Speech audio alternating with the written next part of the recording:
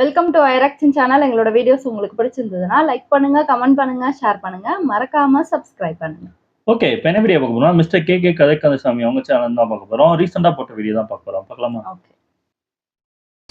Hello soldiers, நீங்கள் பார்க்க போகிற வீடியோ எது அப்படின்னா எனக்கு ரொம்ப நாளாக கேட்டுக்கிட்டு இருந்த ஒரு வீடியோ தான். அதுதான் வந்து அவார்ட் ஃபங்க்ஷன் ஸ்கேம். பொதுவாக சிலருக்கு அவார்டு கிடைச்ச மூலியமா வந்து ரிவார்டு கிடைக்கும். பட் சில பேர் வந்து ரிவார்டுக்காகவே வந்து அவார்டு ஃபங்க்ஷன் நடத்துறானுங்க. ஸோ அந்த மாதிரி வந்து இந்த அவார்டு ஃபங்க்ஷன் நடத்தி கோடியில் பொருள் எப்படி ஸ்கேம் செய்கிறார்கள் அப்படின்றதான் வந்து இங்கே தெளிவாக பார்க்க போகிறோம். அதனால் ஏற்பட்ட பிரச்சனைகள் நடந்திருக்கிறது, இது என்ன ஏதுன்றதை வந்து தெளிவாக பார்க்கலாம். இது மட்டும் இல்லாமல் அவார்டு எங்களுக்கு முக்கியம், அவார்டு எப்படிப்பட்டது விஷயம்ன்றதையும் வந்து தெளிவாக பார்ப்போம். ஸோ ஓர பேசாம வீடியோ போயிடலாம். அதுக்கு முன்னாடி யாரும் சப்ஸ்கிரைப் பண்ணி சப்ஸ்கிரைப் பண்ணுங்கள். இந்த யாரும் லைக் பண்ணி லைக் பண்ணுங்கள். ஓகே, லைக் பண்ணுங்கள் சொல்ஜஸ். இது மட்டும் இல்லாமல் வாட்ஸ்அப் சேனல் இருக்குது, அது லிங்க் வந்து கீழே இருக்குது. லிங்கை கிளிக் பண்ணி வந்து நீங்கள் வந்து வாட்ஸ்அப் சேனலில் ஜாயின் ஆகிங்க. ஓர பேசாம வீடியோ போயிடலாம். நான் கந்தசாமி, இந்த ஷோ ரிலேட்டிவ் கந்தசாமி.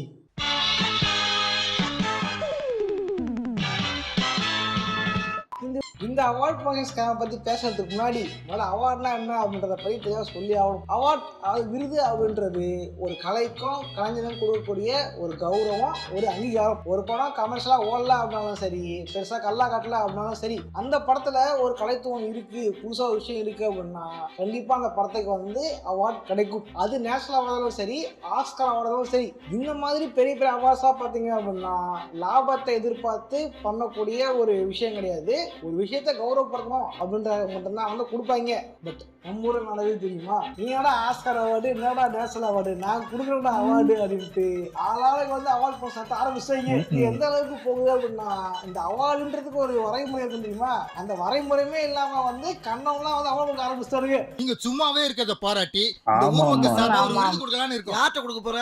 உங்ககிட்ட தான். எதுக்கு ப்ரோ அந்த மாதிரிலாம் அவார்டு கொடுக்குறாங்க? எதுக்கு ப்ரோ வந்து அவார்டு போஸ்ட் நடத்துறாங்க? இதெல்லாம் லாபமா ஒரு போதுன்னு கேட்டீங்க அப்படின்னா உண்மையிலேயே இதில் வந்து மிக பெரிய லாபம் இருக்கிறது. பொதுவாக ஒரு அவார்ட் ஃபங்க்ஷன் நடக்குது அப்படின்னா கண்டிப்பாக வந்து கவர்மெண்ட் பேஸ் பண்ணி இருக்கும், இல்லை ஏதாவது இண்டஸ்ட்ரியல் பேஸ் பண்ணி இருக்கும், இல்லை அப்படின்னா மீடியா பேஸ் பண்ணி இருக்கும். பொதுவாக சில மீடியாஸ் இருக்கும். என்ன பண்ணாங்க அப்படின்னா இந்த மீடியா பேஸ் பண்ணி சில பேர் இருப்பாங்க தெரியுமா? அவங்களுக்கு மட்டும் வந்து அவார்டு கொடுப்பாங்க. உதாரணத்துக்கு விஜய் அவார்ட் சம்மந்தமே இல்லாமல் எஸ்கேனாக மட்டும் அவார்டு தூக்கி கொடுத்தீங்க தெரியுமா? அப்பயே திருவிழா கோல்டு நட்டு. பட் இப்போ இருக்கிற அவார்ட்ஸ்லாம் பார்த்தீங்க அப்படின்னா யார் கொடுக்குறா, இது கொடுக்குறா, என்ன கம்பெனி, இன்னொரு கம்பெனி இருந்துச்சா அப்படின்னு கூட யாருக்குமே தெரியாம இஷ்டத்துக்கு அவங்க வந்து அவார்ட் பண்ண ஆரம்பிச்சாங்க. A to Z award, Koyambedu ஆயா அவார்ட், பாலாஜி அவார்ட், ஹெட்செட் மாட்டியவர் அவார்ட், அப்படின்னா உனக்கு தான் கொடுக்கணும்.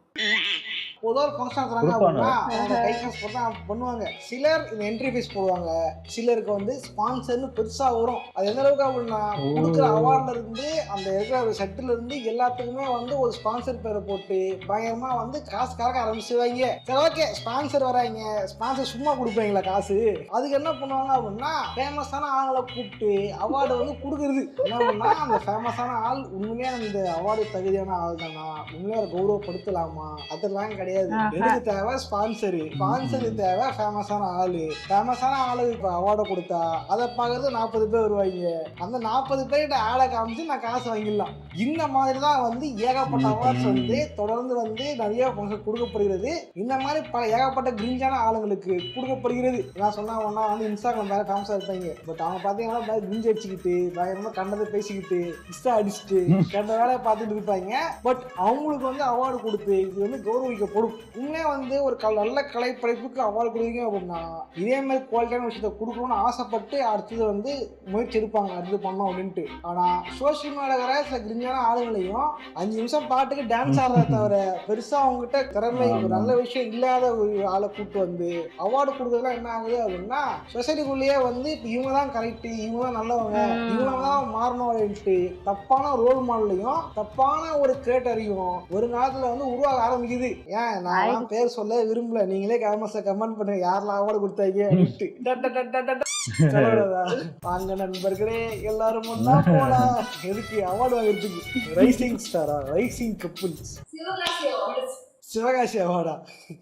இஷ்டத்துக்கு அவார்டு தெரியுங்க. என்ன அதே வயசுக்கு ஒரு பேர் வைக்கிறா?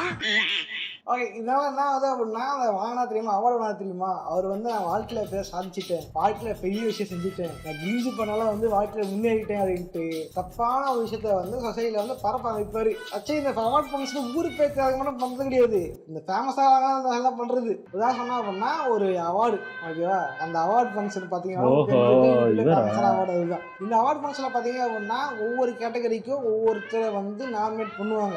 இந்த கேட்டகரி அந்த கேட்டகரி அப்படின்ட்டு அந்த கேட்டகரிக்குள்ள சேனல்ஸ் எப்படி வந்து கண்டுபிடிப்பாங்க அப்படின்னா, இது சூப்பர் சேனல், நல்ல கண்டென்ட் போடுது, கஷ்டப்பட்டுக்கிட்டு இருக்கு, நம்ம ஒரு எடுத்து கொடுத்தோம்னா அப்புறம் அதுக்கு வந்து வெளியே வரும், எக்ஸ்போஸ் ஆகும்னா வந்து பண்றது கிடையாது.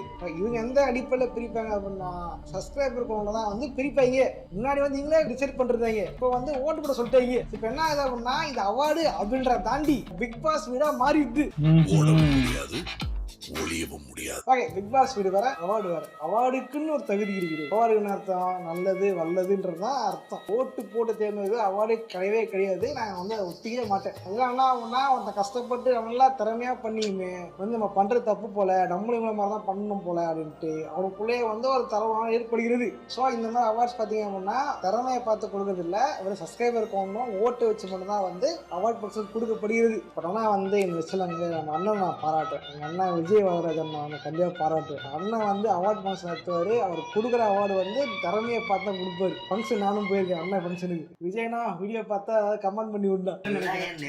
டெம்பிள் மங்கி அவார்ட்ஸ் இந்த வருஷம் நான் வருவேன். நான் வரேன் தனியா தபே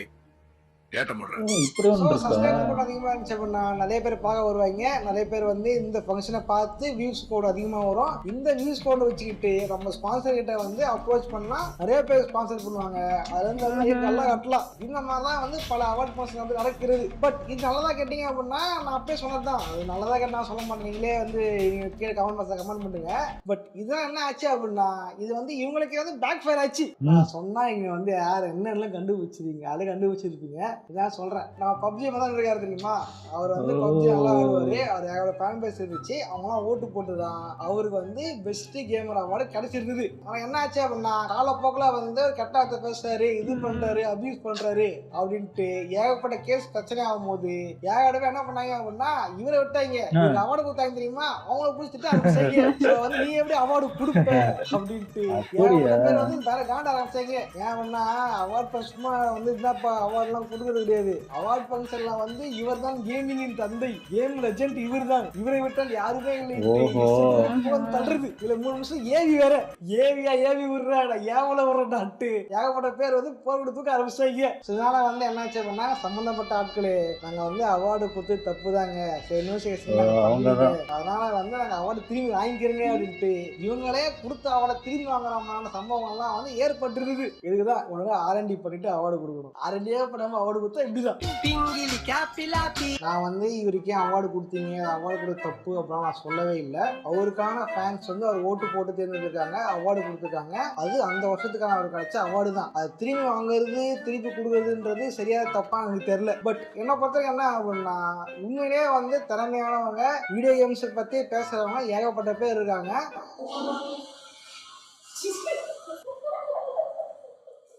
என்ன பொறுத்த வரைக்கும் பார்த்தீங்க அப்படின்னா வீடியோ கேம்ஸ்க்காகவே சேனல் எடுத்துக்கிட்டு ட்ரிபிள் கேம்ஸை பற்றி பேசிக்கிட்டு வெறும் ஒரே ஒரு கேமு ட்ரெண்டிங் கேம் அப்படின்ட்டு மோனோபோலியாக இல்லாமல் வீடியோ கேம்ஸ்க்காகவே வந்து பேசக்கூடிய பல சேனல் இருக்குது. உதாரணத்துக்கு நம்ம தமிழ் கேமிங், இவங்க எத்தனை வருஷமாக கேமிங் பற்றி பேசுகிறாங்க, என்னென்ன கேம்ஸ் பண்ணுறாங்க அப்படின்னு கூட ஒரு கேம் பற்றின பெருசாக புரிதலே இல்லாமல் ஒரு அவார்ட் ஃபங்க்ஷன் நடத்துறதுன்றது எனக்கு சரியா அப்படின்னு எனக்கு தெரில. ஏன் இந்த அப்பாலஜி வீடியோ போட்டிருப்பாங்க, அந்த அவார்டு ஃபங்க்ஷன் பிரச்சனை ஆகிட்டு அவங்க அப்பாலஜி வீடியோ போட்டிருப்பாங்க, அதிலே சொல்லியிருப்பாங்க தெரியாமல் வந்து பார்த்துட்டு நாங்க வந்து சரியா R&D பண்ணாம பார்த்துட்டோம் அப்படின்னு சொல்லியிருப்பாங்க. இதை விட்டுருங்க, கேமிங் சென்டரை விட்டுருங்க. இந்த மாதிரி பல கேடையில பல பேர் உண்மையா இருந்திருப்பாங்கல்ல. இப்போ அவனுங்களாம் விட்டு வேற ஏதாவது கொடுக்கும்போது அவங்களாம் கண்டிப்பாக மனசு வலிக்குதான் செய்யும். இது என்ன ஆகும் அப்படின்னா நிஜமாவே கஷ்டப்பட்டு அதுக்காக உழைக்கிற ஒருத்தனை மனசு கஷ்டப்படுத்தாம தான் இருக்கும். ஸோ இது வந்து சரியா தவறா அப்படின்றது உங்ககிட்ட விட்டுறேன். நீங்களே கமெண்ட் பண்ணீங்க.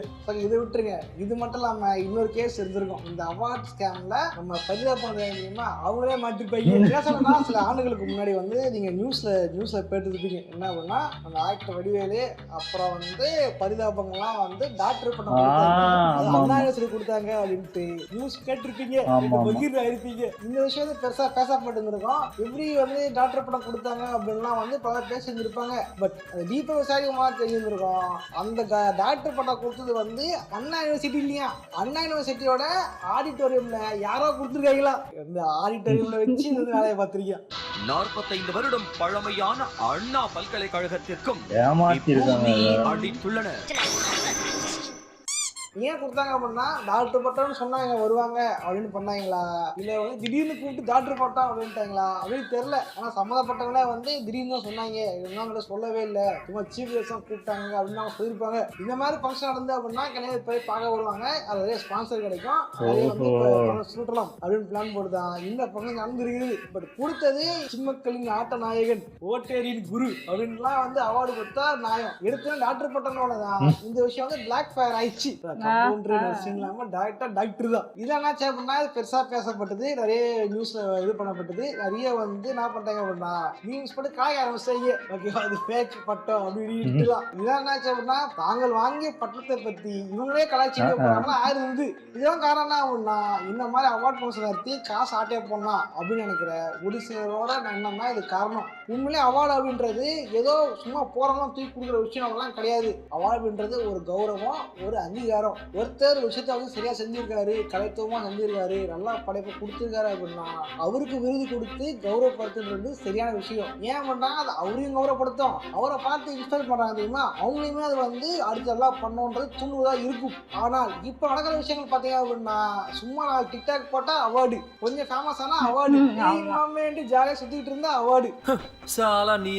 இந்த கால ஜெனரேஷன்ஸ் பெரும்பாலும் வந்து மொபைல் போன்ஸ் தான் யூஸ் பண்ணிட்டு இருக்கோம். மொபைல் போன்ஸை பார்த்து வளரும் போது இவங்களை பார்த்து தான் வளர்ந்துருப்போம். இவங்களையே கூப்பிட்டு அவார்டு கொடுக்கும் போது கரெக்டா இவங்க தாண்டா கரெக்ட், இவங்க மாதிரி இருக்கணும் அப்படின்ட்டு தானா தன் மனசுக்குள்ளேயே வந்து இன்ஸ்பயர் பண்ண ஆரம்பிக்கிறாங்க. அந்த விஷயத்துக்குள்ள வந்து தானா வந்து தள்ளப்படுறாங்க. ஸோ இது நல்லதாக கேட்டிங்க அப்படின்னா என்னை பொறுத்தவரை வந்து நல்ல விஷயம்லாம் கிடையாது. 2K கிட்ஸ் தான் இந்த மாதிரி 2 கிட்ஸ் அந்த மாதிரி சில பேரை திட்டுறீங்க தெரியுமா, இந்த மாதிரி சில பேரை பொறுக்கி பார்த்து கரெக்டாக இந்த மாதிரி ஆளுங்களுக்கு அவார்டு கொடுத்து கௌரவப்படுறதுனால தான் ஒன்றும் தெரியாத சின்ன பசங்க பல பேர் வந்து இவங்க பார்த்து இன்ஸ்பயர் ஆக ஆரம்பிக்கிறாங்க. நீங்கள் உனக்கு நல்லா இருங்க, அது அப்புறம் 2K கிட்ஸ் திட்டலாம். 2K கிட்ஸ் எல்லாருமே கட்டவும் கிடையாது. அதை பற்றி வீடியோ போடுறேன், 2K கிட்ஸ் ஏன் திட்டுறாங்க, இந்த மாதிரி ஒவ்வொரு வருஷம் ஏன் திட்டுறாங்கன்றதை பற்றி நான் தனியாக வீடியோ ட்ரை பண்ணுறேன். 2K கிட்ஸ் என் சப்போர்ட் உங்களுக்கு இருக்குதுயா, இதுக்கூட பரவாயில்ல.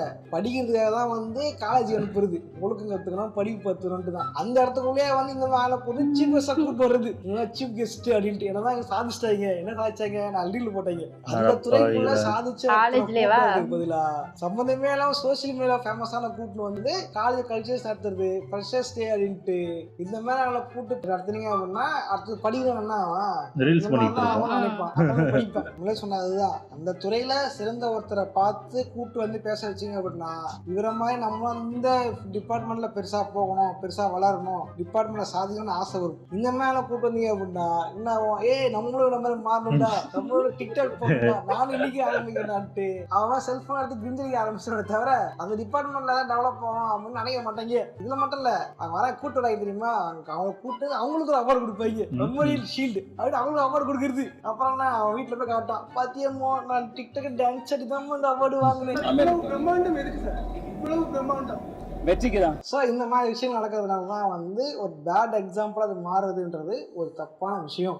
அவார்ட் ஃபங்க்ஷன் நடத்துங்க, காசு சம்பாதிங்க, வேணான்னு சொல்ல. பட் நீங்கள் அவார்டு கொடுக்குறீங்க தெரியுமா, சில பர்சன்ஸ் அவங்க வந்து உண்மையில அவார்டு தகுதியானவங்க தானா, இந்த அவார்டு நல்லது தானா அப்படின்றத கொஞ்சமாவது R&D பண்ணிட்டு அவார்டு கொடுங்க. இல்லை ப்ரோ ஃபேமஸாக இருந்தால் காசு வரும்னா பண்ணுங்க, வேணாம்னு சொல்ல. 10ல் ஒரு 6 பேர் ஃபேமஸாக இருந்தால் கூட 4 பேருக்காவது நல்லா R&D பண்ணி கொடுங்க, தப்பே கிடையாது. ஓகே வாஜஸ், வீடியோ பிடிச்சா லைக் பண்ணுங்க, கொஞ்சம் ஷேர் பண்ணுங்க. இந்த வீடியோல வந்து அவார்ட் ஃபங்க்ஷன் ஸ்கேம்ஸை பத்தி தெளிவாக பேசியிருப்பேன்னு நினைக்கிறேன்.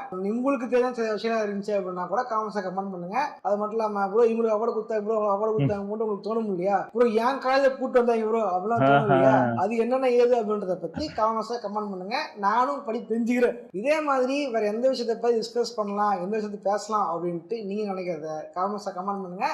அந்த டாபிக் எடுத்து நானும் விளக்குகிறேன். மறக்காம லைக் பண்ணுங்க, நம்ம சேனல் மறக்காம சப்ஸ்கிரைப் பண்ணுங்க. இதே மாதிரியான இன்னொரு சுவாரஸ்யம் சந்திக்கிறேன். பாய். சூப்பர் நல்லா இருந்துச்சு.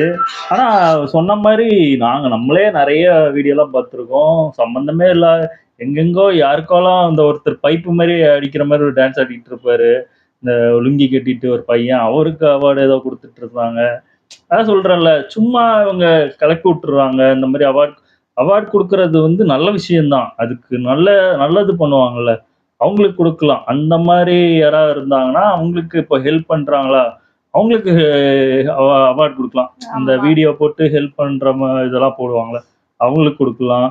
இல்ல ஏதாவது இன்ஃபர்மேஷன் ஏதாவது சொல்ற மாரி போட்டாங்கன்னா, இந்த ஏ டூ டி அப்புறம் அவங்கலாம் இன்ஜினியரிங் பெஸ்ட். ஃபேக்ட்ஸ் ஆமா. அவங்கலாம் கொஞ்சம் நம்மளுக்கு கொஞ்சமாவது இதுல கொஞ்சம் ஒரு ஐடியா வருது. இது இப்படிலாம் இருக்கு, இதெல்லாம் இருக்குன்னு நம்மளுக்கு கொஞ்சமாவது அதுலருந்து ஏதாவது ஒரு ஐடியா கிடைக்குது. சில இதெல்லாம் சும்மா நம்ம என்டர்டெயின்மென்ட்க்கு பார்க்குறது ஓகே தான். அதுல அதுல நம்ம ஒண்ணும் கத்துக்க போறது இல்ல. ஆமா. அதனால சொல்றேன். இந்த மாதிரி படிப்பு சம்பந்தப்பட்டதுக்கு நீங்க குடுத்தீங்கன்னா, அத பார்த்துட்டு எல்லாரும் ஊக்குவிப்பாங்க. ஓ! இதுல எல்லாம் கிடைக்குது. இப்போ நீங்க டான்ஸ் ஆடுனதுக்கு குடுத்தீங்கன்னா, நம்மளும் அது மாதிரி இல்ல இப்போ பண்ணலாம்ல. நம்மளே இப்போ ஒரு சின்ன பையனா, இப்போ நம்மளே காலேஜ் படிச்சுட்டு இருந்தா நானும் அப்படிதான் நினைப்பேன். எதுக்கு இப்போ காலேஜ் படிச்சுக்கிட்டு இருக்கணும்? ஆமா. பேசாம நம்மளும் ரீல்ஸ் போட்டோம்னா, இன்னொரு காலேஜுக்கு கெஸ்ட்டா போயிரலாமே! ஆமா. அப்படின்னு தான் தோணும். கண்டிப்பா தோணும். கரெக்ட். யாரா இருந்தாலும் கண்டிப்பா ஒரு ஒரு 100 பேர்ல ஒரு 10 பேருக்காவது அந்த ஐடியா தோணும் கண்டிப்பா. அந்த அந்த 10 பேர் என்ன பண்ணுவான்? நம்ம ஏதாவது வீடியோ எடுப்போம்.